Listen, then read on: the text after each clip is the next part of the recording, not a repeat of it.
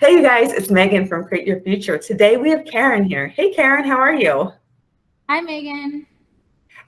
Karen's a coach here, and she is amazing. And she's going to share today with us a success story and talk about quantum jumping and parallel realities and share some success stories and go into some explanation. But before we get into that, I want to let you guys know that she's a coach here and her description's in the links below. So check it out if you're interested in coaching because she is amazing and will help you figure out how to manifest what you want in your reality. And today, like I said, we're going to talk about quantum jumping and parallel realities. This is a really interesting topic. So yeah, go ahead, Karen, tell us about it.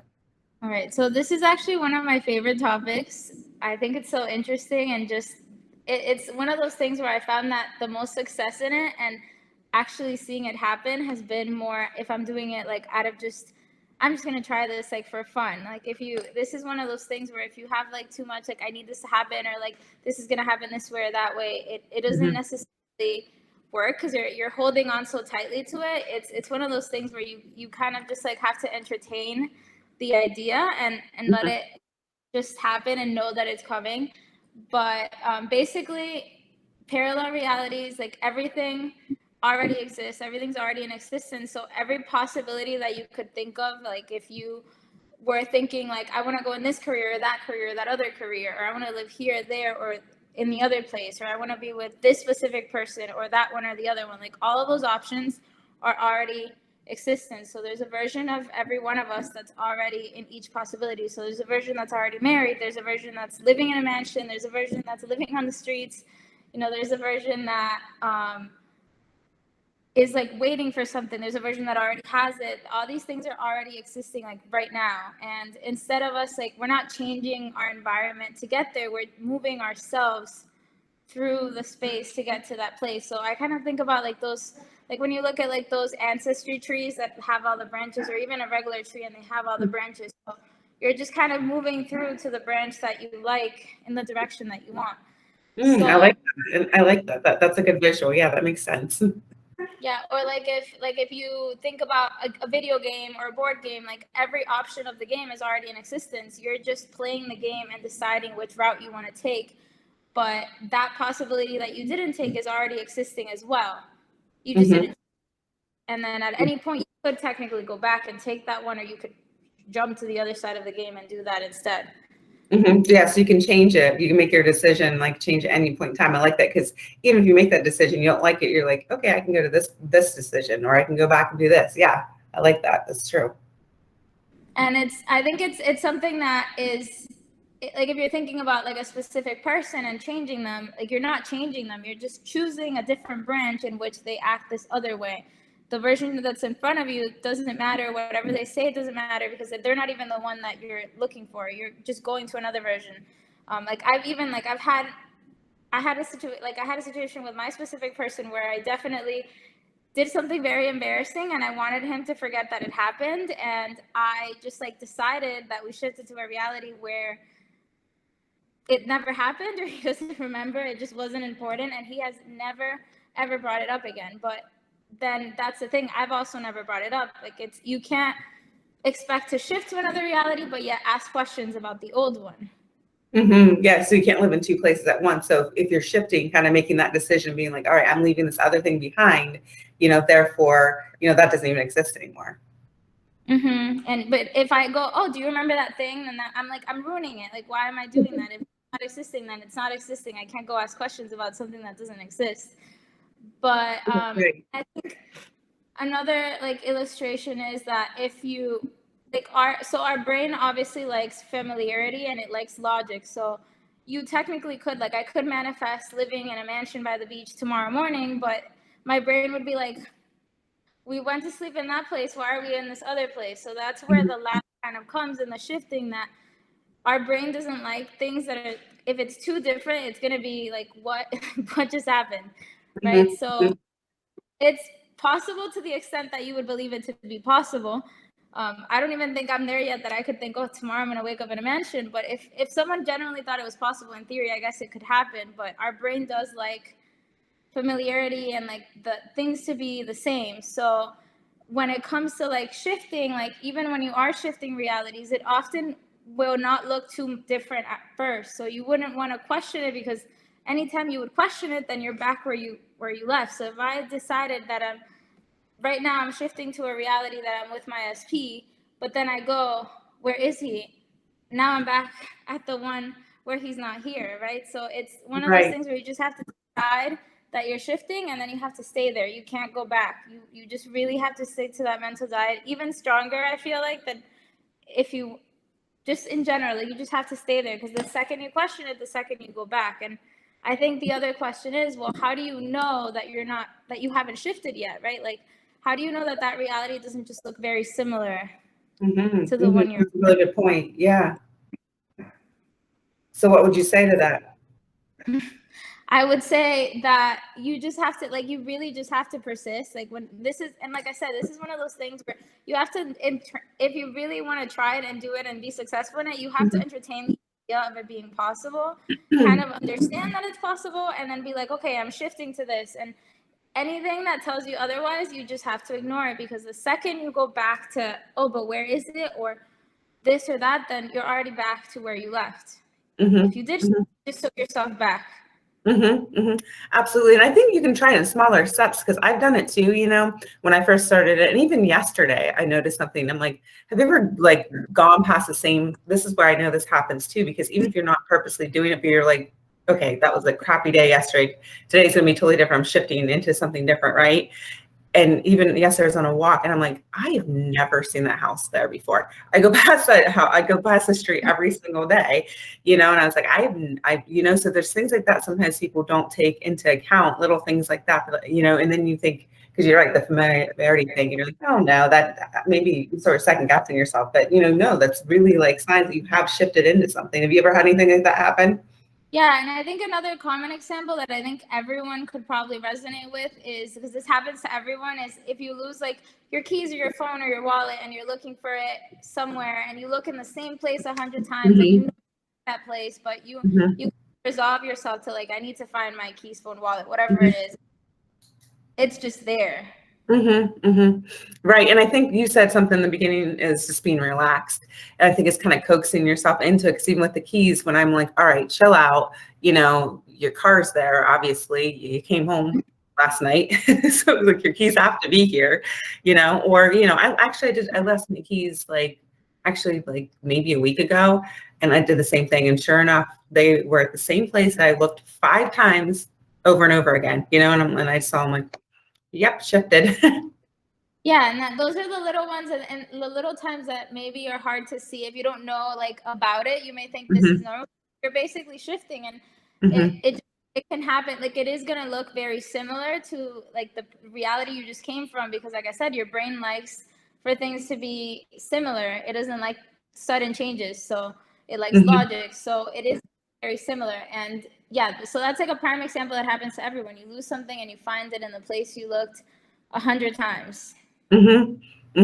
Absolutely. And going back to that key example, because I do know how this works, but the logic is, it said my key, like I have a Jeep, and it says your key has left the vehicle. That's what it said. So that's the reason why I was looking all over for it. So logically, the key's not there, right? Because the computer is telling me that I can't find it anywhere. But somehow I'm still able to drive. So I shift into that, and then I'm able to find it by just doing that. So I think people can try this stuff all the time by just, like you said, relaxing, making it fun, calming yourself down. What do you think? How do you get yourself in to do that? Yeah, and I think once you practice it, even with little things, it's the same with like bigger things are harder to do as well. I know also too, another thing to think about is like time is really an illusion. Like, there really isn't any time. So and another way too to see this is like time is relative, right? There's not actual time, but if you think about it, like, we can speed up time and we can slow down time too. Like, there's times, like, in a boring meeting, time goes slow for me. It goes in my head because I'm deciding that it goes slow, but then there's the time feels like it's going faster. So it's also relative. So that's another thing that kind of ties into this. And once you know that too, you can just as well ease yourself to like the possibility of it happening, because that's where you have to start, just like thinking about the possibility, entertaining the thought, entertaining that it could happen. Yeah, and I like that too. And then going back to your specific person example, I think like I always like to think, why would you want to take that version that is being, so to speak, a jerk, and try to change that version, because you're not. You're leaving that version alone, and you're gonna go to this completely other version that already exists.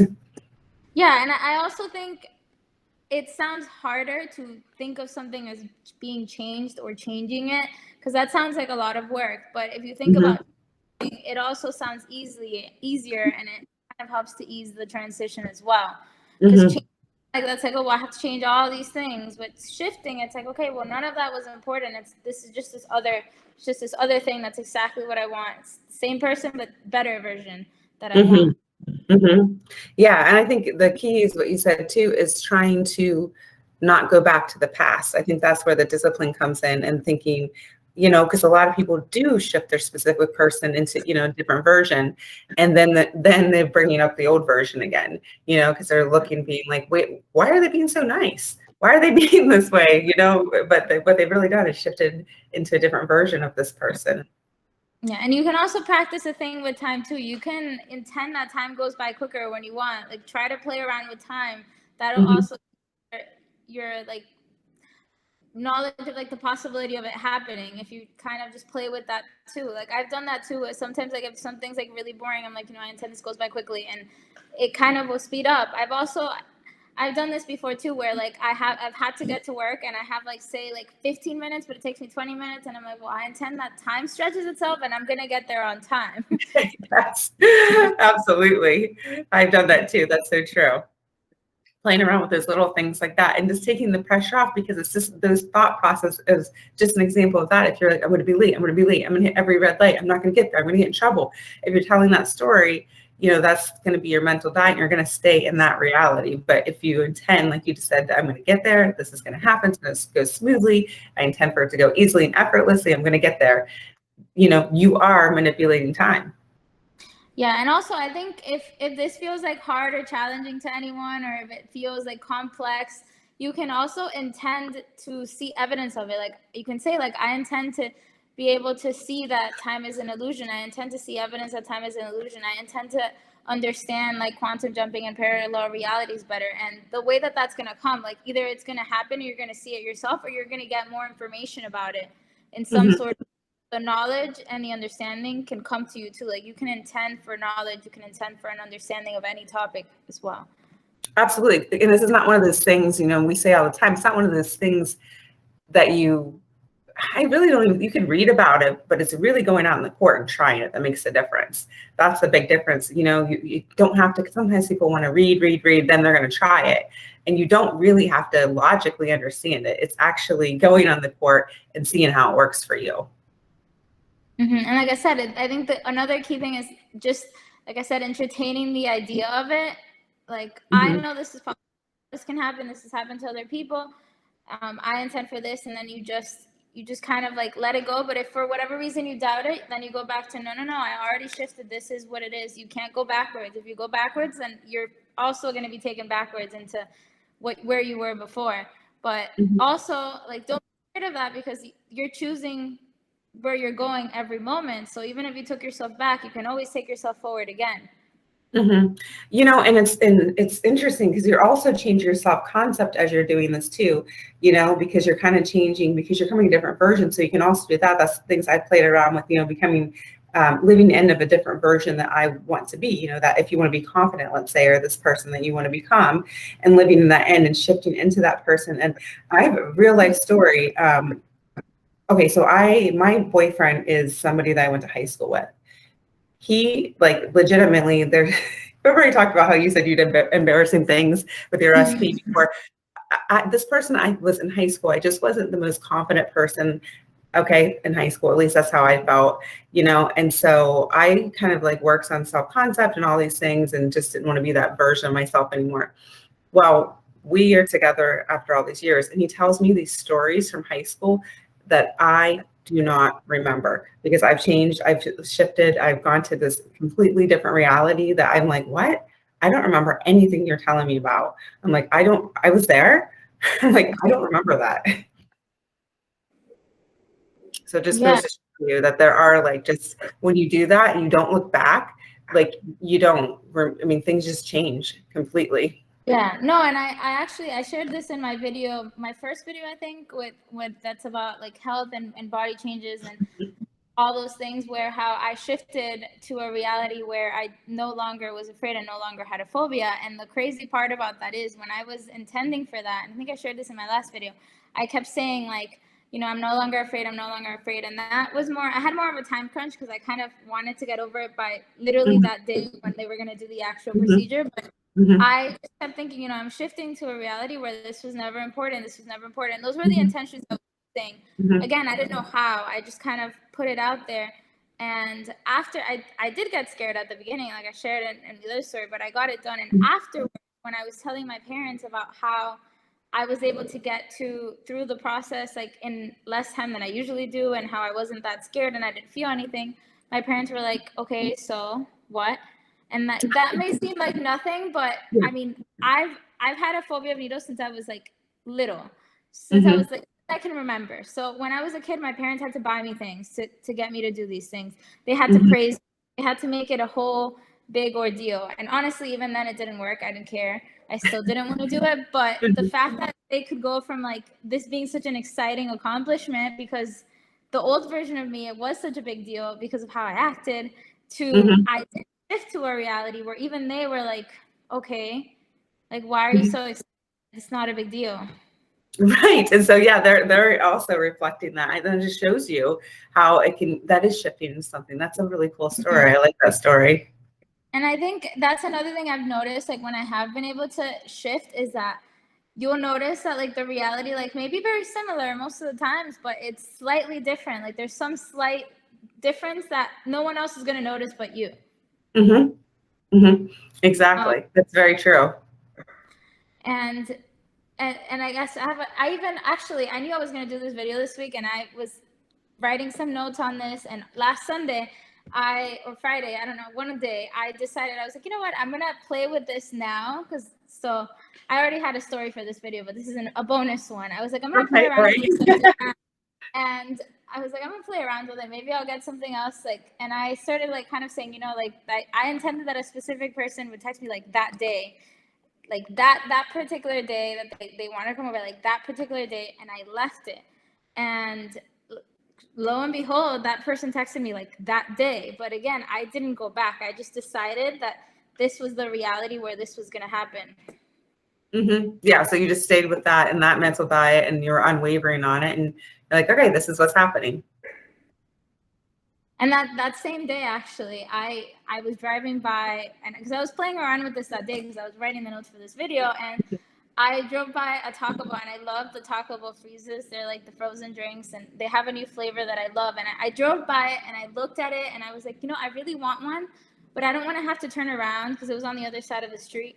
And I said, I'm going to get one later. And I drove away. And again, I didn't think about the how. I just decided, you know, I'm going to get one later. About 2 hours later, one of my friends came over to my apartment and brought me this exact drink that I decided I was going to get later. Oh my gosh. And that friend had no idea, huh?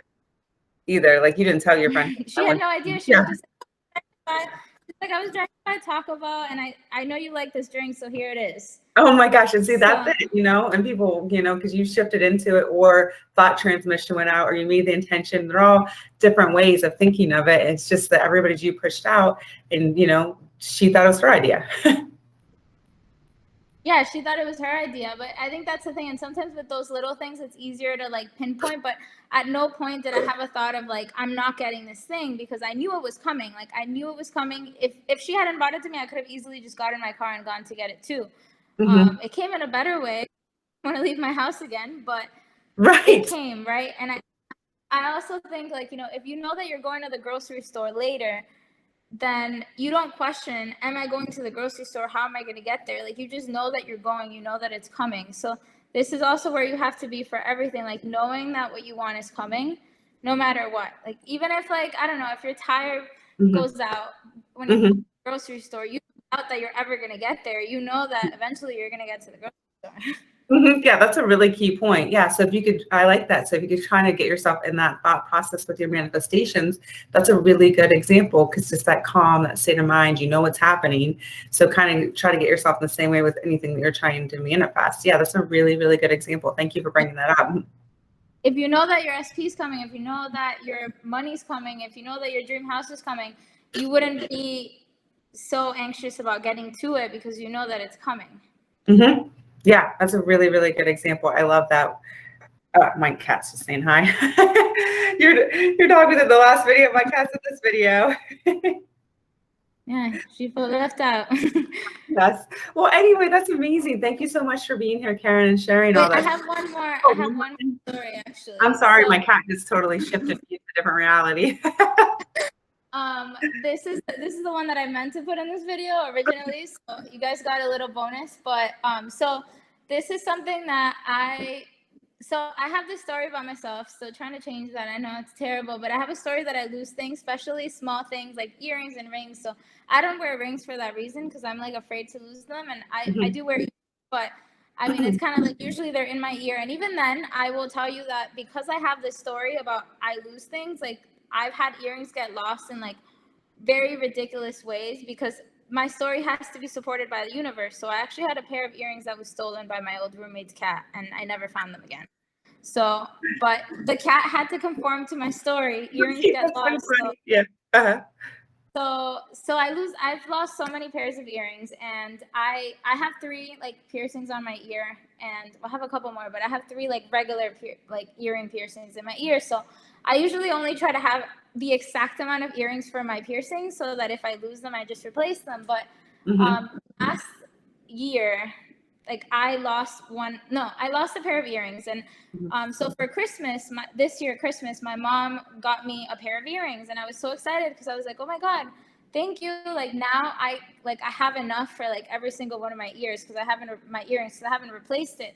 So I remember, and my mom lives in a whole other state, by the way. So I went for Christmas. I was staying for a month. She gave me the earrings like Christmas Eve. I put them on, and I remember touching my earrings, like all 3 of them, and being like, okay, there's 3 now. It's full, perfect. I swear, the very next day, like the very next morning, I woke up and I was missing an earring. Not one of the ones she had just given me, but like one of the different pairs. It was also a pair of earrings that were my mom's when she was young. So they had a little bit more of like sentimental value for her. And she's very mad at me for losing them. And I was like, but I had them yesterday. Like they have to be here in this house. So my mom went through like, and I hadn't left the house. I was like, they have to be somewhere in the house. So we looked all over, we cleaned everything, we moved everything, couldn't find the earrings. And I was like, you know what? I didn't write this down. I just kind of sat down and I was like, I'm going to find these earrings. Like, I don't care how. I just know that I'm going to find these earrings. Like, these earrings are going to be found. I'm going to get them back. I'm going to find these earrings. I just kept saying that. And I think I prompted my mom once more to look for them.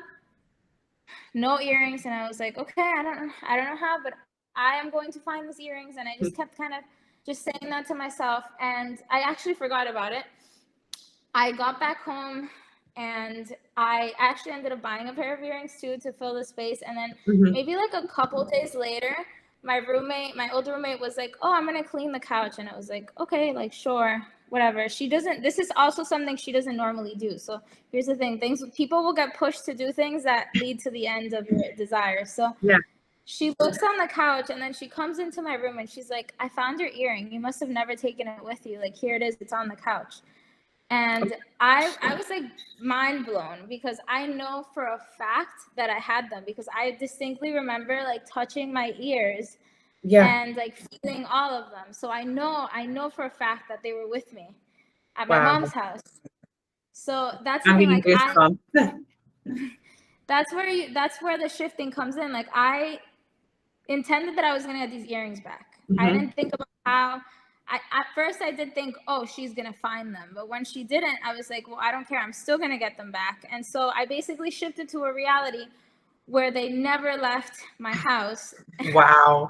Lost at my house, and they were given back to me, right? And if if you think about it, I mean, it's also kind of crazy because I would think that it was actually easier for them to be found at my mom's house, because my mom's house is a lot more organized and there's less animals. Because I would have worried more if I lost them at my house, because I was like, the damn cat's gonna steal it again. Right. But they were found, right? Like, she just found them randomly on the couch. No one took them. The cats didn't steal them. It was just right there, like, waiting to be found. And Oh my gosh. and once again, it was something where, like, I noticed the difference, but when I told my mom about it, my mom was just like, oh, you must have not brought them. But she also saw them. Like, I remember telling her too, like, oh, now I have 3. So it shifted everyone's perspective on the situation. I'm the only one that remembers kind of like knowing for a fact that I took them with me. Wow, that's crazy. So yeah, they were somewhere else and they ended up there because you had unwavering, like, declaration, I'm getting these earrings back. I don't know how, let it go. And it came to a totally different state. That's crazy. I mean, not crazy, but because we know how this works, but that's really, really a great story. Shows you how you can just shift into a different reality by holding that unwavering thought of what you want and not settling for no. Yeah, and not going backwards, because again, I never went back to like, oh, their earrings are lost forever, that's it. Like, I never like decided that or resigned myself to never finding them. I always stayed in, I'm getting them back. I'm getting them back. Even when they weren't found, I was like, I don't know, I'm getting them back. Yeah, you just didn't change that thought process. You didn't go down that, oh my God, and you didn't beat yourself up about it either, because sometimes I see people have a tendency, that's what causes things not to shift sometimes, is going into that self-doubt. Oh, I suck. I can't believe I did it, beating yourself up for it. And that's just a waste of energy. So what you did with that time, instead of using those thoughts, you went into, nope, these earrings are coming back. I'm going to find these earrings. These earrings are coming back.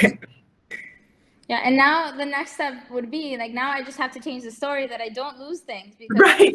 I'm gonna lose other pairs of earrings in the future. So, and that's where it comes to like connecting this to like an SP thing. If you like want a specific person, but you have like a certain belief that like people always leave, like when you get them back, like you'll get them back, but then you also have to change that story of people stay. This is not my reality, or like this is, in this reality, like people stay, people have wonderful relationships. I have wonderful relationships, period. Absolutely. People always stay. Yeah, you're so right with that, because it could be earrings or it could be anything, and you could have that throughout your whole life. I lose things. So just that belief is going to go to different things of earrings or SP or job or money. So yeah, you're right. Just changing that into that whole entire belief, things always stay. Yeah, like I've had that my whole life with objects, and I've lost textbooks. When I was a kid, like I would lose every single textbook, at least one textbook a school year. My mom would get upset for them. There was something, even like I said, because I had this story, even like very ridiculous, like outrageous things would happen that would lead to my items being lost, because I had the story that things were lost. So no matter how much I took care of something, it had to leave my hands, because I decided that I had a story that I lose things. Absolutely. Until you change that story. Yeah, that's a really key point. You're exactly right. Yep, I agree with that 100%. You nailed it. So it also makes me think of like if you get, sometimes like we get something like really nice, like say like a nice makeup or something that's like fragile, and we're like, oh my God, this thing is so great, and you try so hard to take care of it, but behind that taking care of it, you have these thoughts of like, this thing is gonna break, this thing is gonna get lost, like I'm gonna lose this thing, and then you walk out, it falls on the floor, and it just breaks. Yes, you're right, because you want to change that story. Yeah, you're exactly right. Yep, and you can do that, with a specific person or anything, So yeah, just changing that whole entire belief. You're right, and switching into that reality that's key. And to tie it into a money example, I know I've seen people like that where they're always like, like I always lose money, or like I always have like too many bills, and that means that even if you won $1 million, then somehow a bill would show up for the same $1 million for you to lose it. If you have this story that you never have enough money, you have a story about you never have enough money. Like even if you won $1 billion, like something would happen that would cause that, like you don't have enough, and that's just, so you have to change that story too about having enough. Yeah, you're right. Yeah, it's those little things right there. Sometimes people don't realize you know, is what's blocking their manifestation. Are those little limiting beliefs behind there that they seem so small, but they're actually overarching and it's blocking what you want. Yep, absolutely. Well, thank you so much, Karen, for being here. This was such a great information and great talk about, you know, quantum jumping and, you know, instant manifestations and parallel realities. And I intend that everybody got a lot out of this because it was a really good video. Yeah, I intend that everyone is able to understand this after watching this video. Yeah, absolutely. Me too. Well, again, you guys, she is available for coaching. The description is in the link below. Definitely check it out. If you want to talk about what you want to switch into a different reality and what you want to manifest, she can help you do it because she knows what she's doing. All right, you guys, thank you so much. Thanks, Karen, for being here. You're welcome. Bye. Bye. Have a great day, you guys. Bye.